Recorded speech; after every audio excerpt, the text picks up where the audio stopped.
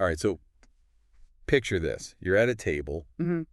with like all these super successful people, right? Okay. Like entrepreneurs, artists, Yeah. whoever you consider like the top of their game. Right. And they're just sharing their stories, Mm-hmm. all their secrets to success. Mm-hmm.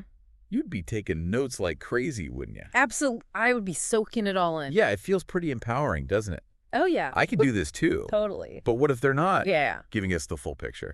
What if there's more to it Right. than what they're letting on? Okay, so that's what we're diving into today. Love it.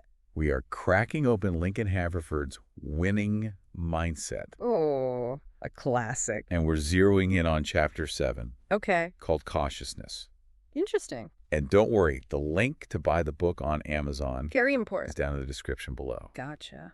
So, Right. our mission today is to give you the tools to decode these success stories, Mm-hmm. to figure out what's truly valuable, Right. what you can actually use in your own life. I love that because, it's so fascinating how we just gravitate towards these stories. Yeah. Almost like moths to a flame. We just crave that roadmap to success. Yeah. That belief that if we follow the same steps, we'll get those same outcomes. Yeah. But the reality is, Yeah. there are often like hidden currents Okay. beneath the surface of those stories. I like that. Okay, so Haverford dives right into this, and he calls it the success theory paradox. Oh, And it really makes you think. yeah. On the one hand, we've got companies fiercely guarding their trade secrets. Oh, yeah. Like, it's the recipe for Coca-Cola. Right, like Fort Knox. Exactly.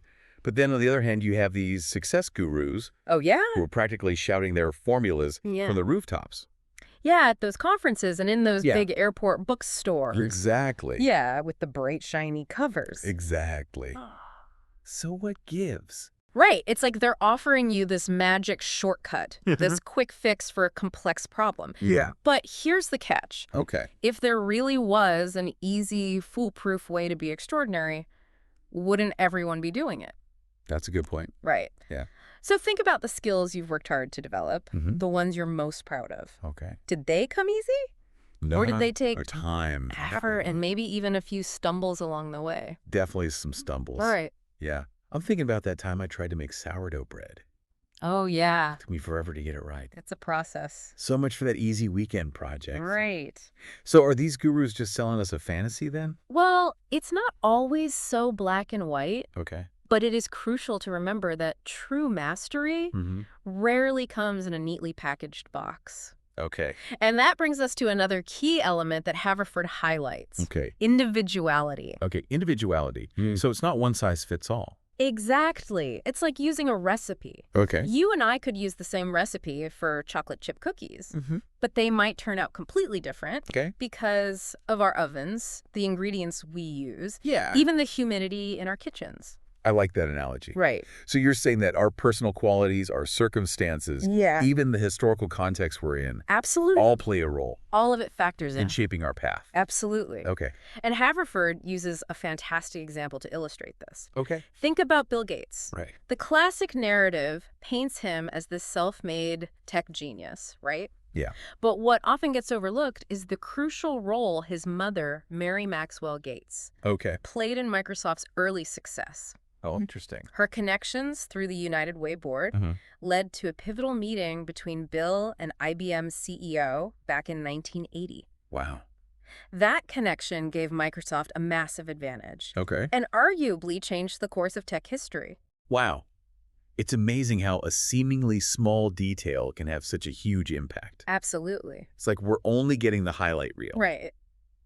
the carefully curated version of the story, Yeah. and missing out on those critical behind-the-scenes moments. Exactly. And that's where things start to get really interesting. Okay, let's dive in. It's like those unspoken truths, Oh, yeah. the stuff that's often left out of these success stories. Mm-hmm. Like everyone's got this polished persona they present to the world. Yeah, their perfect Instagram life. Exactly. But what about the messy parts? Oh, The struggles, the compromises they had to make along the way. it really makes you wonder, doesn't it? Yeah. What's the full story? What's lurking beneath the surface? Yeah. It's almost like that right to remain silent thing. Okay. People aren't obligated to reveal everything, Right. especially the stuff that might make them look bad Yeah. or contradict that carefully crafted image. And let's be honest, there's also this tendency to Yeah. exaggerate the struggles. Oh, To totally. make the achievement seem even more impressive.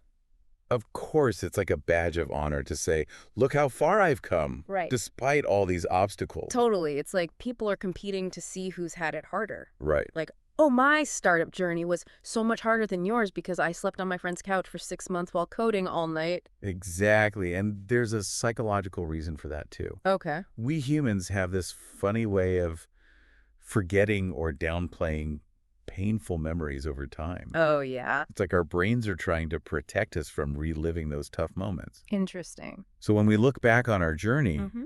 the challenges might seem bigger and the triumphs even brighter.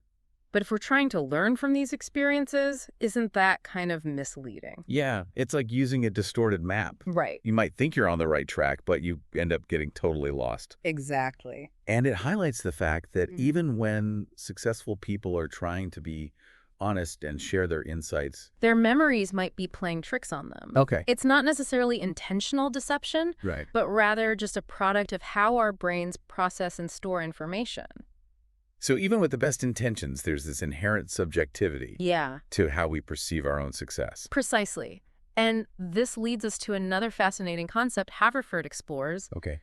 cognitive biases. Cognitive biases. These are mental shortcuts our brains use to make sense of the world, Okay. and they can really influence how we view events, Mm-hmm. especially when it comes to our own successes and failures. Cognitive biases. Tell me more. I'm intrigued. Okay, so think about it this way. Yeah. Our brains are constantly bombarded with information. Right. And to cope with that overload, Uh-huh. they develop these shortcuts to process things quickly. Okay. But sometimes those shortcuts can lead to distortions in our thinking. So like what kind of distortions are we talking about? Sure. One common cognitive bias is called attribution bias. Attribution bias. It's the tendency to attribute our successes to internal factors, Okay. like our talent or hard work, Uh-huh.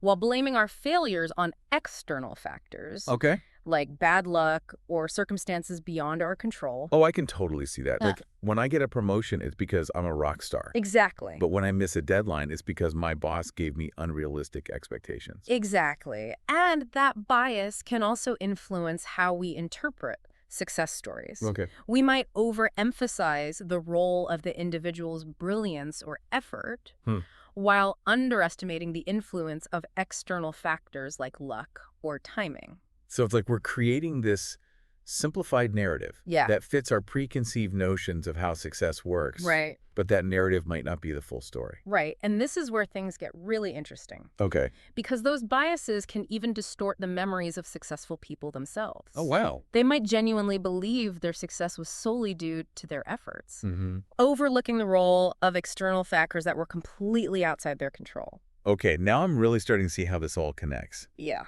So those seemingly inspiring success stories Mm-hmm.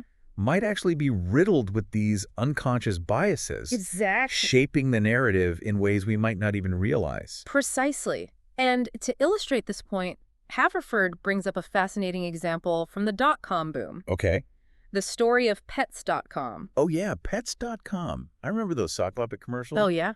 They were everywhere. Or iconic. They seemed like a massive success story. Exactly. But here's where it gets interesting. Okay. While pets.com seemed to be thriving on its own merits, Uh-huh. the reality was much different. Okay. Their success was largely driven by the dot-com bubble itself. Oh, interesting. Investors were throwing money at any tech startup back then, Right. regardless of whether it had a solid business model or not. So it was more about being in the right place at the right time Exactly. than about having a genuinely groundbreaking idea. Precisely. And this is where those cognitive biases come in. Okay. The people involved in pets.com, including its CEO, Julie Wainwright, Mm-hmm. might have genuinely believed their success was due to their brilliance and hard work, Okay. overlooking the fact that they were riding this massive wave of market frenzy. Wow, that's a powerful example. Right. It makes you wonder how many other success stories are actually more about lucky timing than anything else. It really does make you think. So what's the takeaway here? Mm. Are we supposed to be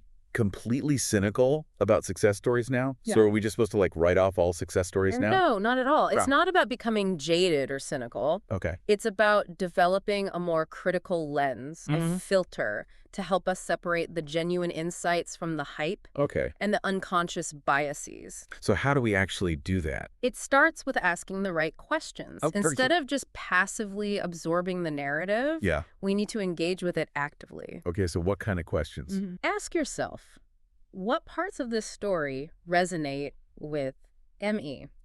How does this apply to my goals and why unique circumstances? Okay. And maybe even more importantly, what's not being said? Ooh, interesting. What's missing from this picture that might help me understand the full context? Okay, so it's about being curious and digging deeper. Exactly. Not just accepting the story at face value. Right. But isn't it a bit presumptuous to assume there's always something hidden?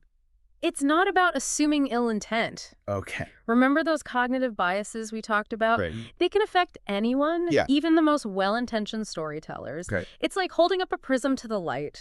What we see depends on the angle, the perspective. Okay. Our goal is to explore those different angles, those hidden facets of the story. Yeah, to get a more complete understanding. Exactly. But even with all the right questions, can we ever truly get an objective view of someone else's success? That's the million-dollar question, isn't it? And honestly, perfect objectivity is probably impossible. Yeah. We all have our own filters, our own experiences that shape how we perceive the world.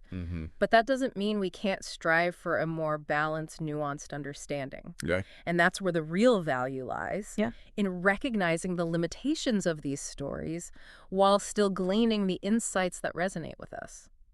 So it's about taking those success stories with a grain of salt. Yeah.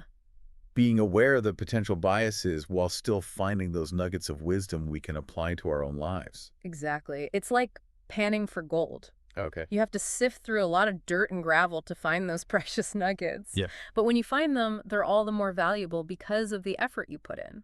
I like that analogy. Yeah. So as we wrap up our deep dive into cautiousness from Lincoln Haverford's Winning Mindset, what's the key takeaway you want our listeners to walk away with? I think it boils down to this. Success stories can be incredibly inspiring, but they're not instruction manuals. Treat them as valuable resources, but remember to approach them with a critical eye, a healthy dose of curiosity, and a willingness to look beyond the surface. The most valuable lessons are often found not in what's explicitly stated, but in what's implied in those subtle nuances that reveal the true complexity of the journey. That's a powerful message. It's not about blindly following someone else's blueprint, Right. but about extracting the lessons that resonate with you and using them to craft your own unique path to success. And remember, success isn't a destination, it's an ongoing journey. So keep exploring, keep questioning, and keep challenging your own assumptions. Okay. Embrace the messiness, the uncertainty, and the unexpected twists and turns. Yeah. That's where the real growth and the most rewarding discoveries lie. Beautifully said. And on that note, we'll leave you to ponder those wise words. Yeah. Thanks for joining us on this deep dive into the world of success stories. Until next time, keep learning, keep growing, and keep creating your own definition of what it means to win.